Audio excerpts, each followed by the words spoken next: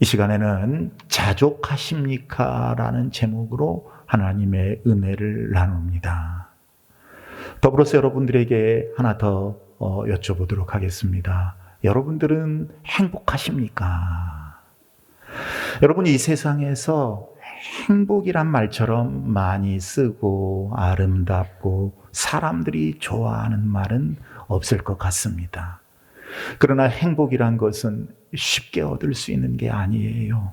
행복을 가장 많이 말하고 행복을 추구하며 살면서도 가장 어려운 것이, 가장 얻기 어려운 것이 행복이 아닌가 싶습니다. 그것은 많은 사람들이 진짜 행복이 무엇인지를 모르고 또 행복을 어떻게 얻는지도 모르고 또 알면서도 그 행복을 선택하지 않기 때문일 것입니다. 그러면 참된 행복은 무엇인가? 진정 참된 행복은 어디에서 오는 것인가? 참된 행복은 만족입니다. 자족입니다. 그러니까 만족하고 살고 자족하며 사는 사람이 이 세상에서 가장 행복한 사람인 줄로 믿습니다. 그런데 문제는 이 사람의 욕심이라는 것이 끝이 없기에 아무리 채우고 또 채워도 만족이 없어요. 저 유명한 세계적 부호인 록펠러에게 어느 날 신문기자 한 사람이 찾아가서 질문을 던집니다. 당신은 현재 가지고 있는 모든 것들로 만족하십니까? 아니요. 그러면 얼만큼 소유해야 만족하십니까? 조금만 더. 여러분, 조금만 더가 얼만큼인가요? 조금만 더가. 조금만 더에 도달하면 우리는 또 조금만 더를 원하고, 그 조금만 더에 도달하면 또 조금만 더 하고 욕심을 내게 됩니다. 결국 우리의 삶은 끝없는 불만의 연속일 수밖에 없어요. 연세 드신 분들 예전에 새빵살이 경험이 있으실 것입니다. 새빵살이의 서름. 예전에는 뭐 다 그런 건 아니지만 지금처럼 자녀들이 한둘이 있는 게 아니었잖아요. 대체로 막 4, 5, 6 이상씩 데리고 남의 새빵을 사는데 어쩌다 고약한 주인을 만나면 전기세, 수도세 뭐 계산할 때도 깐나내기까지 그 머릿수에 넣어요. 아주 인색하게 구는 사람이 있어요. 그리고 어쩌다 아이들 목욕 한번 시키려고 하면 물 많이 쓴다고 구박하고, 또 어쩌다가 아이들이 좀 시끄럽게 하면 조용하라고 호통치고, 그러다가 나중에는 방 빼라고 그러고. 그래서 엄동설안에 별 수 없이 8, 9 식구를 데리고 방을 빼서 이사해야 하는 서름을 겪기도 했지요. 지금처럼 세입자 보호법이 없는 시대의 일입니다. 그래서 결심합니다. 내가 어떻게 해서든지 내 집을 사야겠다. 몇 년 동안 못 먹고 못 살며 돈을 모아 자그마한 주택을 하나 사요. 비록 비도 새는 허름한 집이지만 내 집이 생기니까 얼마나 좋은지 날아갈 것 같아요. 하나님께 참 감사해요. 그러다가 몇 달 지나다가 친구가 아파트를 장만했다고 집들이를 한다는 거예요. 갔어요. 그 아파트 가보니까 따뜻한 물이 아무 때나 나오고 집안에서 속옷만 입고 다닐 정도로 아주 따뜻하고 너무 부러워서 또 몇 년을 고생해서 이제 아파트를 삽니다. 기분이 너무너무 좋고 하나님께 감사했어요. 그런데 조금 지나니까 이제는 화장실이 2개인 아파트를 가진 친구들이 부러운 거예요. 아침이면 화장실 1개, 식구들이 다 몰리는데 화장실이 2개니까 얼마나 편하고 좋아요. 그게 너무너무 부러워서 감사가 식어져 버렸어요. 그러다가 집이 1채, 2채, 3채, 1000화를 다 얻어도 만족이 없습니다. 여러분, 이것이 인간의 욕심이에요. 욕심. 인간의 욕심은 바닷물과 같아서 짜디짠 바닷물을 계속 마시고 또 마시고 또 마시고, 그러다가 허탈 갈증을 느끼면서도 또 마시는, 그러다가 인생을 마치는 사람들이 많습니다. 많아요. 그러므로 인생의 행복은 소유에 있는 게 아니고 만족에 있다. 여러분, 이것을 기억하셔야 해요. 나는 만족한다. 나는 자족한다. 나는 감사한다. 이 사람이 가장 행복한 사람인 줄로 믿습니다. 아멘. 그래서 행복은 셀프라고 해요. 셀프. 남이 주는 게 아니에요. 행복은 살 수 있는 게 아닙니다. 비매품이에요. 행복은 자가 발명품이라고 합니다. 톨스토이의 유명한 동화가 생각이 나요. 한 임금님이 중한 병에 걸렸는데 아무리 치료를 해도 병이 안 낫는 거예요. 그런데 어떤 사람이 임금님의 병을 고치기 위해서는 이 세상에서 가장 행복한 사람을 찾아서 그 사람의 속옷을 임금님에게 입혀드리면 된다는 말을 하는 거예요. 동화예요, 동화. 그때부터 신하들이 방방곡곡을 다 다니면서 행복한 사람을 찾아 나섰습니다. 그러나 그런 사람을 좀처럼 만나기가 쉽지 않았어요. 형편이 좀 괜찮은 사람은 몸이 약하고, 몸이 건강한 사람은 또 자녀들이 속썩이고, 사람들이 누구나 다 문제를 안고 살아가고 있었습니다. 그런데 하루는 한 신하가 시골길을 걸어가고 있는데 어떤 젊은 목동이 휘파람을 막 불면서 오는 모습이 너무나 기분이 좋아 보였어요.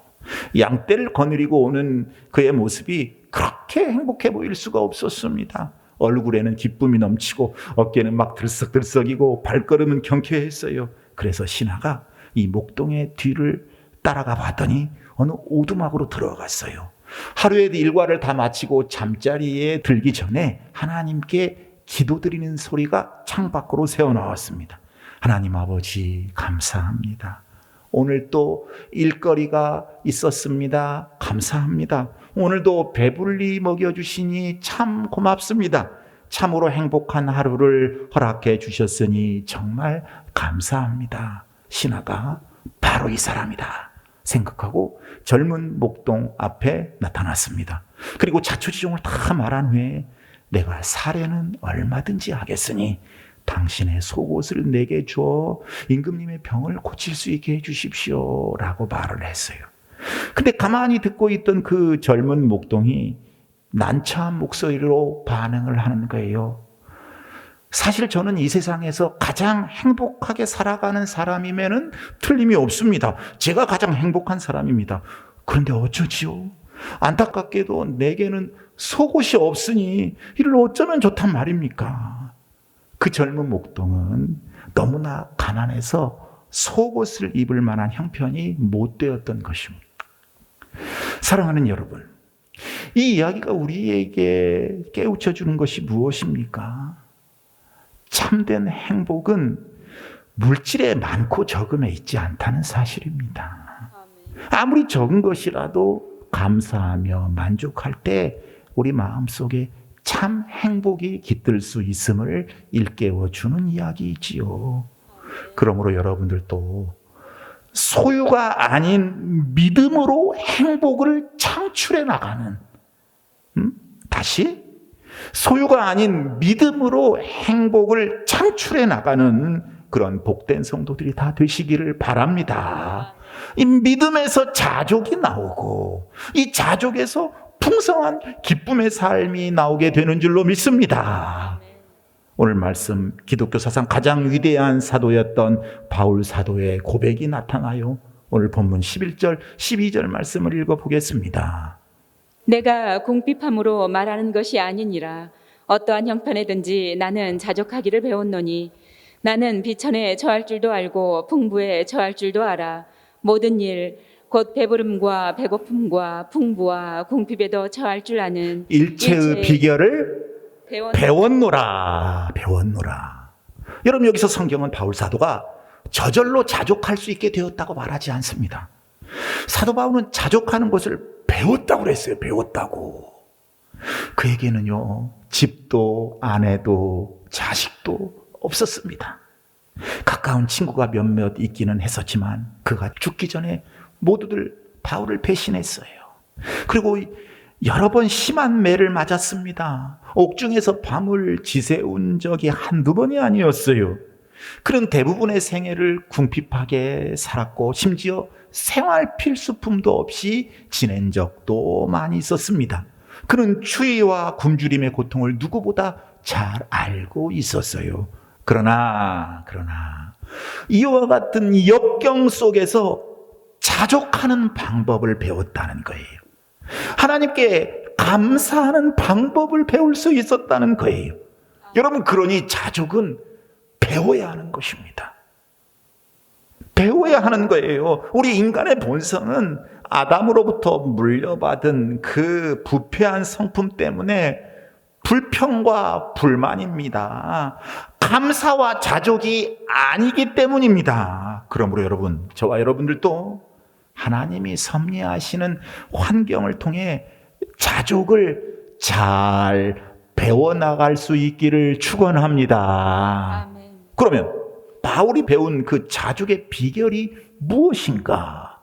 자족할 수 있는 비결은 어떤 비결인가? 우리가 뭘 배워야 하는가? 오늘 13절에 아주 짤막하게 요약되어 말씀하고 있어요. 말씀을 읽어보겠습니다. 내게 능력 주시는 자 안에서 내가 모든 것을 할 우리 수 한 목소리 있느니라. 소리를 좀 크게 해서 함께 시작. 내게 능력 주시는 자 안에서 내가 모든 것을 할 수 있느니라. 아멘. 내게 능력 주시는 자 안에서가 자족할 수 있는 비결인 거예요. 아멘. 그러니까 예수님의 능력이 바울이 만족하며 살 수 있었던 비결이었던 것입니다. 아멘. 가난 속에서는 그 가난에 구애받지 않고 자족할 수 있도록 주님이 바울을 강하게 하셨어요. 어려운 고통 중에서도 주님이 바울로 하여금 만족하게 해 주셨습니다. 그리고 뭐 별로 없었지만 좀 형편이 괜찮았을 때에는 그래도 그런 상황에 자기의 마음이 빼앗기지 아니할 능력을 주님께서 주셨습니다. 그래서 바울의 말을 요약하면 자족은 사람의 힘이 아니라 오직 주님이 주시는 힘이다.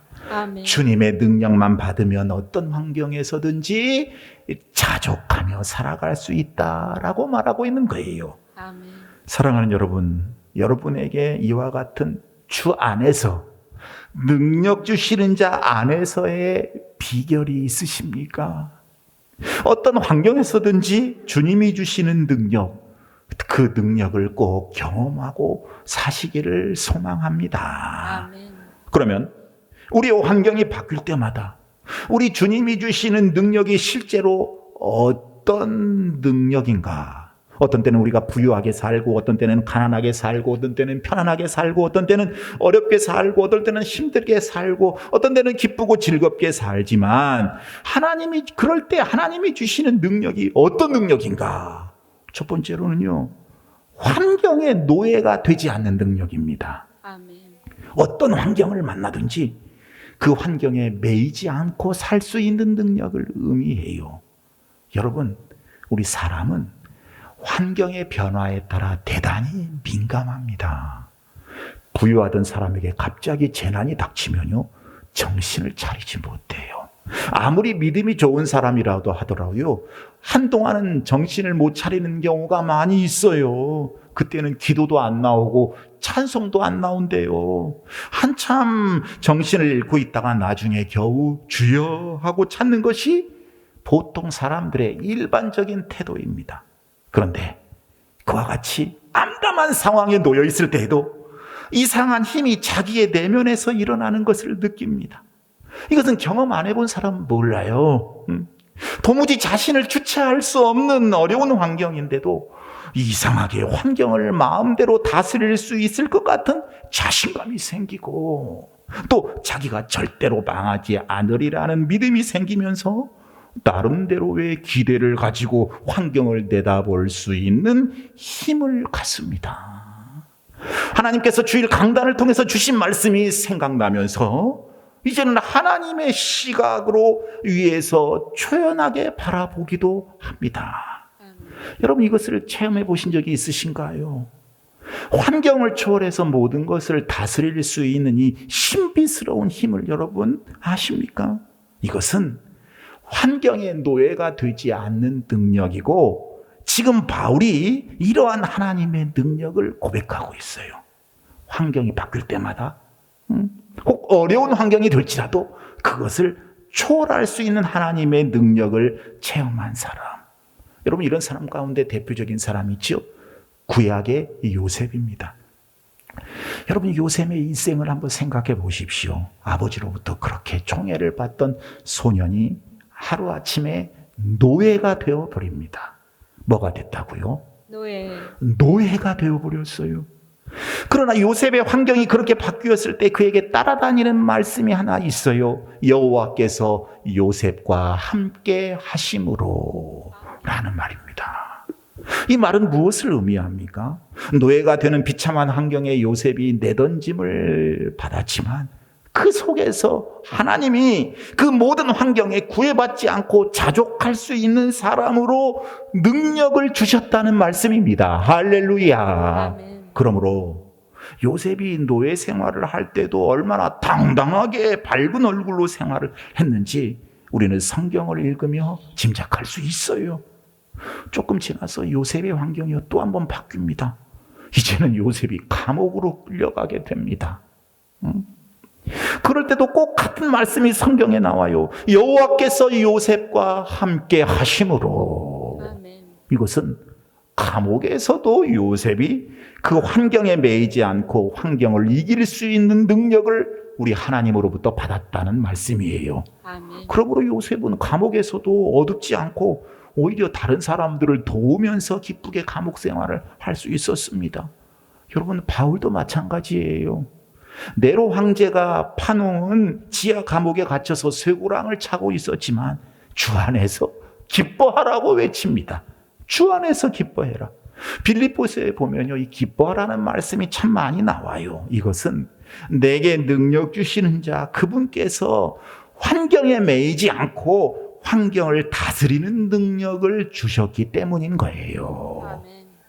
여러분, 그리스도인은 환경의 지배를 받는 게 아니라 환경을 다스릴 줄 아는 사람이 되어야 합니다. 아멘. 사람 중에는 환경의 지배를 받는 사람이 있고 환경을 지배하는 사람이 있어요. 여러분, 환경의 지배를 받는 사람은 온도계와 같은 사람이라고 말할 수 있어요. 그리고 환경을 지배하는 사람은 온도 조절기와 같은 사람이라 이렇게 말할 수 있습니다. 온도계는요, 온도가 올라가면 올라가요. 온도가 내려가면 또 내려가요. 그러나 실내에 있는 보일러 온도 조절기나 실내 온도 조절기 같은 것은 추우면 올리고 더우면 오히려 내리게 돼요. 그래서 환경의 영향을 받지 않고 살아가도록 조절하게 되는 것입니다. 환경을 조절하게 되는 거예요. 바로 우리 그리스도인들이 이렇게 온도 조절기처럼 환경을 지배하는 사람이 되어야 참된 기쁨을 누릴 수 있고 자족할 수 있게 되는 것입니다. 아멘. 그것은 내게 능력 주시는 주님 안에서만 가능한 줄로 믿습니다. 아멘. 여러분들은 꼭 주님 안에서 삶으로 온도 조절기와 같은 사람이 꼭 되시기를 바랍니다. 주님 주시는 능력으로 환경을 지배하며 살아가시기를 바랍니다. 그래서 항상 기뻐하고 자족하고 감사할 수 있는 인생이 되시기를 축원합니다. 둘째로 바울이 말하는 능력은요, 어떤 환경에서든지 감사의 조건을 찾아낼 수 있는 능력을 말해요. 여러분, 하나님이 만드신 피조물입니다. 전지전능하신 능력의 하나님이 만들었어요. 그래서 그것 중에는 그 어떤 것이든 간에 다 아름다운 점을 한두 가지 이상은 다 가지고 있어요. 끔찍한 벌레가 꾸물꾸물 지나가더라도 그 벌레를 자세히 보면요, 그 흉하게 생긴 놈에게도 그 속에 창조주 하나님께서 만들어 놓으신 아름다움이라는 게 있어요. 마찬가지로 우리가 일생을 살면서 겪는 모든 환경에는 그것이 천하든 귀하든 힘들든 편하든 간에 적어도 한두 가지 이상은 감사할 조건이 다 들어있는 거예요. 그런데 그 감사할 조건이 아무에게나 쉽게 발견되지 않습니다. 오직 하나님께서 능력을 주셔서 눈이 열리는 자만이 발견할 수 있는 줄로 믿습니다. 여러분, 그런데 이렇게 감사의 조건을 찾는 데 있어서 아주 심하게 방해하는 것이 있어요. 그게 뭔가? 바로 비교의식이라는 거예요. 비교의식. 우리 사람들은 자꾸만 다른 사람보다 더 나아야, 최소한 다른 사람처럼만은 되어야 행복하다고 하는 이 잘못된 허탄한 신화에 붙들려 삽니다. 그러나 여러분의 행복은 객관적인 것이 아니라 주관적 만족에 있다는 사실을 여러분 결코 잊으시면 안 됩니다. 어느 책에서 본 이야기예요. 미국 어느 마을에 돈이 엄청 많은 천만장자가 있었다고 합니다. 이 사람은 평생 돈 모으는 재미로 살았다고 해요. 그런데 주식에 투자를 했는데 실패를 해가지고 어느 날 통장 잔고를 보니까 10만 달러밖에 안 남은 거예요. 우리나라 돈으로 약 1억 3천만 원이 조금 더 넘습니다. 보통 사람에게는 이거 결코 작은 돈이 아니지요. 그런데 이 사람은 워낙 부자였었기 때문에 겨우 이 10만 달러를 보고 1000만 달러 대부분이 다 없어졌구나 충격을 받았어요. 그래서 심장마비로 죽어버렸습니다. 근데 이 사람에게 유일한 혈육이 시골에 한 사람이 있었습니다. 혈육이 딱 한 사람. 그러다 보니 시골에서 어렵게 농사를 지으며 이 살아가는 조카에게 10만 달러라고 하는 유산이 상속되었어요. 그런데 이 조카는 워낙 가난하게 살고 있었는데 갑자기 10만 달러라고 하는 돈이 생기니까 충격에 그만 심장마비로 죽어버렸어요. 여러분, 똑같은 10만 달러인데 어떤 사람은 너무 많아서 충격받아 죽고 어떤 사람은 너무 적어서 충격받아 죽어버렸어요. 인생이 바로 이와 같습니다. 어떤 상대 가치에 의해 쉽게 무너져 버려요. 우리는 절대 가치를 가지고 살아가는 사람이어야 합니다. 절대 가치. 고린도후서 4장 18절 말씀처럼 이 세상에서의 절대 가치는 우리 하나님 그리고 하나님 말씀만 영원한 절대 가치예요. 우리 주님만 절대 가치입니다. 그 속에서의 영생하는 삶만이 절대 가치입니다. 그러니까 저와 여러분이 이 절대 가치 안에서 상대 가치를 발견할 수 있어야 되는데 자꾸 비교 의식에 빠지다가 보니까 상대적으로 누구는 돈이 참 많어. 누구는 아파트를 80평짜리 산대. 누구는 예쁜 데다가 공부까지 잘하네. 이렇게 자꾸 비교하다 보니까 자족하지 못하게 되고 감사하지 못하게 되는 거예요. 어떤 가난한 소년이 일을 마치고 저 언덕 건너편 언덕에 있는 집을 보니까 황금빛이 반짝였습니다. 얼마나 그 집이 아름다운지, 야, 저 집에 사는 사람은 얼마나 행복할까 부러웠어요. 저 집은 저렇게 황금으로 만들어져 있는데 나는 이런 찌그러져가는 집에서 살고 있다니. 참 자기의 처지가 한탄됐어요. 비관되었어요. 그런데 하루는 결심을 하고 그 집에 한번 구경을 하러 갔습니다. 석양역에 그 집에 가보니까 황금집이 아니었어요. 창이 많은 그 집에 저녁 노을이 비치다 보니까 마치 황금집처럼 보인 것입니다. 소녀는 마음이 허무해졌어요. 확인을 하고 그 자리에서 자기 집을 바라보니까 자기 집도 역시 저녁 노을의 석양에 황금집처럼 보이더라는 것입니다. 여러분, 남의 떡이 커 보이고 남의 잔디가 더 푸르러 보인다는 말이 있잖아요.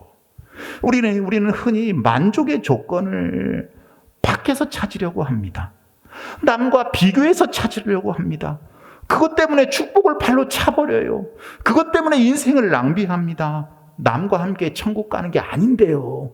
남은 사랑하는 존재지 비교하는 존재가 아니에요. 남과 함께 천국 가는 것도 아닌데 남이 내 인생 책임져 주는 것도 아닌데 왜 자꾸 남과 비교하냐고요. 자족하지 못하게 하는 이 모든 불만족은 남과 비교하는 것에서 비롯된다는 사실을 여러분 꼭 유념하시기를 바랍니다. 그런 세속적이고 허탄한 신화에 속아서는 안 되고 예수 그리스도 안에서 절대 가치 안에서 진짜 참 행복을 찾는 자 되시기를 우리 주님의 이름으로 축복합니다. 아멘. 비교의식. 이게 문제예요. 비교의식. 비교의식에 관한 재미있는 유머가 하나 있습니다. 여러분, 여자들이 싫어하는 여자들이 있대요. 우리 여자 성도님들 어떤 여자가 싫습니까? 보니까 10대가 싫어하는 여자는 얼굴이 예쁜데 공부도 잘하는 여자를 싫어하고 20대가 싫어하는 여자는 성형수술을 했는데도 전혀 티도 안 나고 예쁜 여자. 30대가 싫어하는 여자는 결혼 전에 오만 짓을 다 하고 신나게 놀았는데도 시집 잘 가서 잘만 사는 여자. 40대가 싫어하는 여자는 골프 치고 놀러 다니고 놀 건 놀고 다 놀고 다녔는데 그렇게 수다니는데도 자식들이 좋은 대학에 척척 들어가는 여자. 50대가 싫어하는 여자는 먹어도 살 안 찌는 여자. 60대가 싫어하는 여자는 건강도 타고났는데 돈복도 타고나는 여자. 70대가 싫어하는 여자는 자식들도 효도 잘하는데 영감까지 멀쩡히 살아서 호강하는 여자. 80대가 싫어하는 여자는 나보다 나이도 많은데 아직도 살아있는 여자라고 합니다. 웃기는 얘기예요. 유머 이야기인데. 여러분, 결국 인간은요, 남이 잘 되는 걸 보면요, 행복을 느낄 수 없고 만족을 느낄 수 없다는 거예요. 이런 비교의식의 이 허탄한 신화에 쫓겨 다니시면 안 된다니까요. 내게 능력 주시는 자 안에서 우리가 자족할 수 있어야 합니다. 아멘. 여러분, 다른 사람의 인정을 받아야 행복한 사람들, 다른 사람보다 내가 더 돈이 많거나 더 나아야 행복한 사람들, 이런 것들은 세상 사람들의 라이프 스타일이에요. 우리 그리스도인들의 모습이 아니에요. 여러분, 만족한다 해서 이 만자가 무슨 만자입니까? 한번 볼까요? 만족한다의 만자. 따라서 시작. 찰만자예요. 찰만자. 꽉 찼다는 거예요. 이 만족한다는 말이. 우리는 다른 사람과 비교해서 행복을 얻는 것이 아니라 예수 그리스도로 꽉 차 있으면 예수님 한 분만으로 만족하고 행복할 줄로 믿습니다. 아멘. 여러분, 꼭 그런 성도 되시기를 바랍니다. 아멘. 근데 예수님을 통해 자족하고 행복을 느끼는 것이 우리가 쉽지만은 않아요. 아무것도 다 안 하고 그렇게 되는 게 아니에요. 그럼 어떻게 해야 되는가? 내 안에 주님이 꽉 차 있어야 한다고 했잖아요. 성령을 의지해야 할 줄로 믿습니다. 성령이 내 안에 가득 꽉 역사하셔야 돼요. 우리가 왜 행복을 느끼지 못하고 왜 자족하지 못하는가? 성령이 강하게 역사하셔야 되는데 자꾸 내 힘으로 하려고 하니까 이게 안 되는 거예요. 자꾸 남이 보이는데, 자꾸 옆에 이웃 사람이 보이는데, 자꾸 앞에 김집사가 보이는데, 그들은 이렇게 살고 이렇게 하고 이렇게 잘 되는데, 여러분, 성령이 역사해야 되는데, 성령을 자꾸 의지해야 되는데, 자꾸 이 사람의 눈이 발동하게 되면 자족하지 못하게 되는 거예요. 그럼 그때 어떻게 되는가? 자꾸 내 힘으로 어떻게 해보려고 하게 되는 거죠. 이 말씀을 들을 때는 잘 되는데요, 직접 세상에 가서 접하면 안 되는 것은 내 힘으로 하려고 하는 게 발동되기 때문에 그렇습니다. 아까 우리 4장 13절, 내게 능력 주시는 자 안에서 내가 모든 것을 할 수 있느니라. 아멘. 내게 능력 주시는 자가 누구예요? 성령이십니다. 여러분을 지키시고 인도하시고 보호하시고 감동을 주시고 오늘도 예배당으로 인도하셔서 영과 진리로 예배케 하시는 분은 여러분들과 동행하신 보혜사 성령인 줄로 믿습니다. 그러니 그 성령님이 내게 능력을 주시면 나는 부족하지만 주님을 바라봄으로 성령의 능력으로 모든 것을 할 수 있는 줄로 믿습니다. 그 성령님이 내게 능력 주시면 세상 사람들은 자족하지 못할 환경이더라도 나는 감사하고 자족하고 행복을 느낄 수 있는 줄로 믿습니다. 성령을 의지하면 불가능한 일이 가능하게 될 줄로 믿으시기를 바랍니다. 여러분, 제가 예전에 한번 이야기했잖아요. 영어를 해서 참 죄송합니다. 근데 쉬운 영어예요. 영어로 impossible, 불가능한이라는 말이에요. 불가능한. 그죠? 여기에다가요, 이 컴마만 살짝 점 하나만 찍으면 나는 할 수 있다, 이렇게 바뀝니다. 불가능이 나는 가능하다로 바뀐다는 거예요. 내가 성령을 의지하면 성령께서 그냥 점 하나 찍어주시는 거예요. 성령께서 나를 살짝 터치하시는 거예요. 그러면 impossible이 impossible로 바뀌는 거예요. 나는 못해, 불가능해, 이것이 나는 할 수 있다로 바뀌는 것입니다. 그러니 여러분, 성령을 의지할 수 있어야 돼요. 카네기의 어릴 적 이야기를 하나 하고 말씀을 마치려고 합니다. 카네기가 어릴 때 엄마와 함께 과일 가게를 지나다가 보니까 앵두가 수북히 쌓여 있는 거예요. 먹고 싶었어요. 근데 엄마가 돈이 없어서 안 사주는 거예요. 침만 흘리면서 계속 쳐다보고 있는데 그 과일집 아저씨가 먹고 싶으냐? 한 움큼 가져가서 먹어 이렇게 이야기를 하셨어요. 근데 이 카네기가 그래도 가만히 있으니까, 어린아이가 있으니까 아니 가져가서 맛있게 먹으라니까 하면서 아저씨가 큰 손으로 한 움큼 집어다가 이 카네기 어린아이가 허리에 차고 있는 가방에 넣어줬어요. 감사하면서 이제 집으로 돌아와서 깨끗이 씻어가지고 먹고 있는데 엄마가 너 왜 아까 한 움큼 집으라고 하셨는데 그냥 가만히 있었니? 어머니가 물었어요. 엄마도 참, 내 손보다 아저씨 손이 훨씬 크잖아요. 응? 여러분 그렇습니다. 우리의 손보다 우리 하나님의 손이 확실히 큽니다. 아멘. 훨씬 큽니다. 아멘. 능력이신 하나님의 큰 손으로 한 움큼 집어주시면 우리에게 기적이 일어나고 불가능한 모든 일이 가능하게 된다는 사실을 믿으시기를 바랍니다. 아멘. 그래서 고린도후서 12장 9절에서는 이런 말씀을 하고 있어요. 마지막으로 읽어보겠습니다. 나에게 이르시기를 내 은혜가 내게 족하도다. 이는 내 능력이 약한 데서 온전하여짐이라 하신지라. 그러므로 도리어 크게 기뻐함으로 나의 여러 약한 것들에 대하여 자랑하리니 이는 그리스도의 능력이 내게 머물게 하려 함이라. 아멘. 여러분, 예수님 안에서는 나의 약한 것이 능력이 되는 줄로 믿습니다. 아멘. 내가 약하기 때문에, 내가 연약하기에 우리 성령님을 의지할 때 우리 하나님은 우리를 강하게 하시고 나의 부족함을 풍성하게 하셔서 바울 사도처럼 만족하고 감사하고 자족하게 하시는 거예요. 아멘. 그러므로 약할 때 강하게 하시는 주님을 의지하시기를 바랍니다. 자꾸 옆 사람이 보이고 자꾸 감사가 식어지는 것 같다면 더욱더 주님을 바라보셔서 주님 주시는 능력으로 자족하는 인생, 행복하는 인생 사시기를 축복합니다. 아멘. 우리 동신교회 성도들 주님으로 인해 늘 행복하게 사시기를 바랍니다. 아멘. 찬송하겠습니다.